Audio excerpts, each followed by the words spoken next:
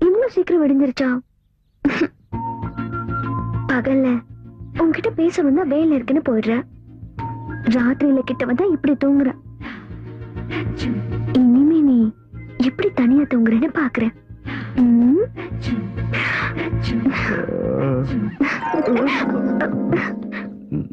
நீ இங்க எதுக்கு வந்த? அது என் ரூம்ல எனக்கு தூக்கம் வரல. அதுக்கு நான் இங்கேயா வந்து தூங்குறது? போ போ போ. சரி போறேன், நீ என் கூட வா. நானும் வரதா?